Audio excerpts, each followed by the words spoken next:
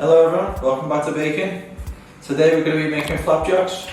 So we need to preheat our oven to 140 if it's fan assisted, 160 if it's not, and gas mark 3. Let's get cracking. Hello everyone, welcome back to Baking with Paul. It's me, Jack. And it's me, Paul. And this week, there's some amazing flapjacks to be made. Yes, tasty, tasty. Oh yeah. We're just going to move along with that now. So, important thing, right, Paul? You going to mention it now? I am. So in this recipe, I use 275 grams of oats, but I would recommend upping it to about 400 grams. Which we've changed that in the recipe for you all. Because it was just a bit too sticky. Anyway, you're going to see that as it happens. We've got our scales, we've got our butter, syrup, and a pan. And some demerara sugar, is that? It is demerara sugar. You could get away with just using brown sugar, to be honest. Okay. But my recipes mention demerara sugar. So that's what we went for. Yes. So I'm going to start with the butter, which is 225 of butter. Quite a big amount of butter here.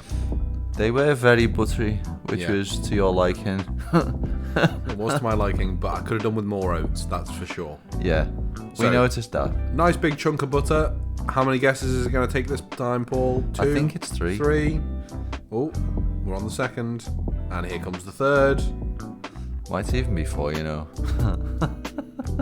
Did you actually have a 225 gram block of butter and not It's realise? 250. Right. So it was, yeah. There we Good go. Good fun though. Good fun weighing out your butter in like 4 There's goes. the tea towel. Got to clean your fingers for no reason. That's great. Then we're going to move on to the sugar. So this is 225 again. I did this all in one go, by the way. You'll like this. Because it's sugar. It is. And it just drops out. It's nice and smooth. It's lovely. It's so much better. We can give you liquid butter next time. You can just pour it in. It's going to turn to liquid in a minute. See? So there's your demerara sugar. Demerara sugar. And then we move on to the golden syrup. My favourite part of the show. Which is 75 grams of golden syrup. It's very sad. It should be 500 grams. You did, however. Wait till it happens, Paul. Stop talking about things that haven't happened yet. Okay, here we go. Golden sugar syrup going into the pan. Ah, this is sticky stuff. It's a bloody nightmare.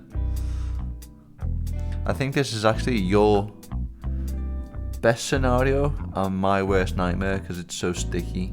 I don't like sticky things. I don't particularly love sticky things. I just like golden syrup. But you can see I just don't want it on my hands whatsoever. Keep it away from my hands. Keep it away from my hands. Not on the hands, no. Please, and then as a special treat for the cameraman, I got a spoon of golden syrup. Which dribbled everywhere. I immediately got it all over my hands while trying to work the camera. Let's head over to the hob. So we're just going to gently heat this and on melt the hob. it together, basically. Yeah, that's all we want and look, to do. You're already done. That was magic. It might take you a little bit longer than it took Paul because he's got magic powers in the camera. So a gentle heat, not a high heat. Really little. You're looking gentle. for really runny. Right? Yeah, that's all we're looking for. For it all to just come together. You don't want to bubble it because liquid. that'll thicken it up and it'll change how the sugar behaves, won't it? Yeah, we don't want to bubble it. It's going to do that in the oven anyway. Now we just go in with the porridge oats, which I use 275 like I said, but I strongly recommend 400, if not even a bit higher if you wanted to.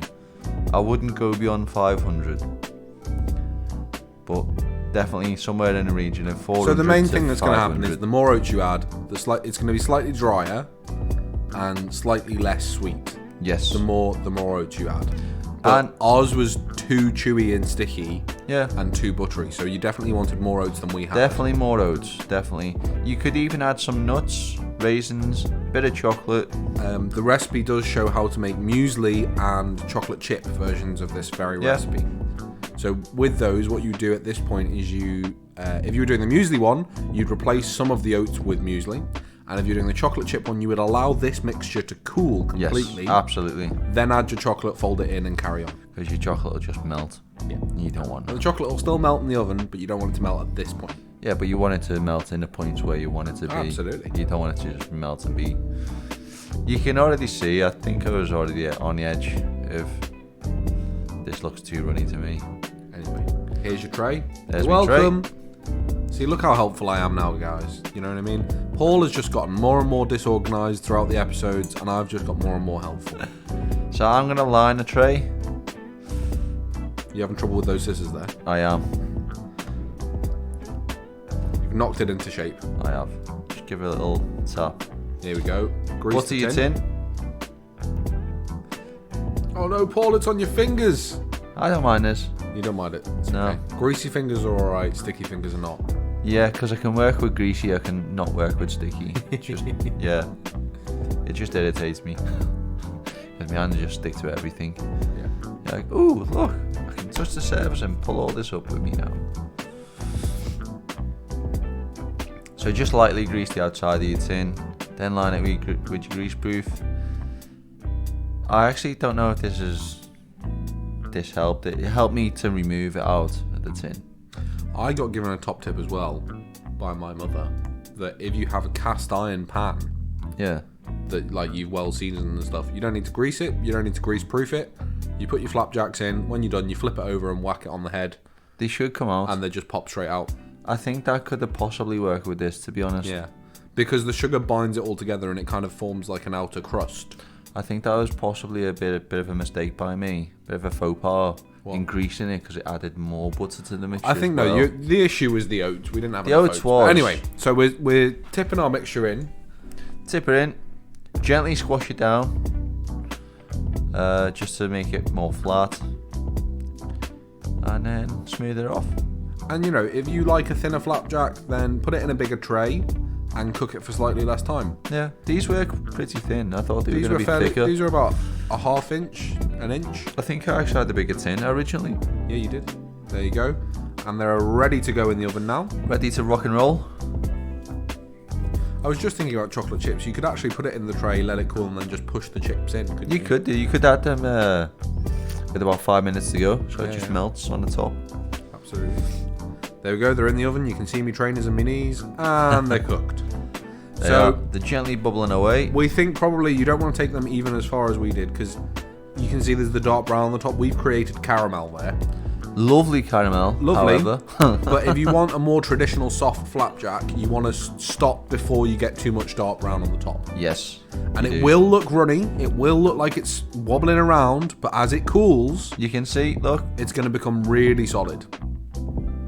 So, tea towel out, chopping board on the go, and a sharp knife, or someone to help you with a sharp knife if you're not confident using it. And look at that. There you go. Now, yours won't look that greasy. Ours looks a little bit too greasy and sugary because of, obviously, as we said, we had too few oats. I think we definitely need more oats. That's It would have okay. been thicker as well. That's okay. That's what we're all about here on Baking with Paul, is the learning experience. We're trying things, you're trying things. It's all a bit of fun. You live and learn. That's how it goes. And then cut them into the squares of your choice, or rectangles, or triangles. Yeah, just cut them however you want. You can try and do trapezoids if you fancy it, but I wouldn't bother. But I would tell you, if you had one of these flapjacks in the morning, it would keep you on the go pretty much all day. I had half of one of these flapjacks, and it kept me going all day. I had already had a big spoonful of golden syrup, though, to be fair. I mean, they cut well, and they were nice. Yes. But I think they just could have been a little bit better by my standards. No, they were good. They were good. They were just a little bit chewy. Yeah. That's the thing. You can see It how... was like having a caramel and a flapjack at the same time. Oh, yeah. There Caramel we go. flapjack. They're all chopped up into lovely squares, and in a moment we're going to go over to our beautiful glamour shot. Zoom in a little bit. My zoom wasn't very smooth because I was covered in golden syrup. And there we go. Look at that. There we go. Even with The money slightly shot. too few oats, they still look fantastic, and they still tasted tasted lovely. brilliant. I mean, look at that caramel on the outside of that crust there. Oh my goodness. It's delicious. There you go. Thank you for watching, guys. Thank you, everyone. And go on. And as always, if you do this recipe, please send us some pictures. It'd be nice. Yeah. And if you got any of the Easter ones, send them too. We'd love to see it. And next week we'll be making carrot cake muffins. Very exciting.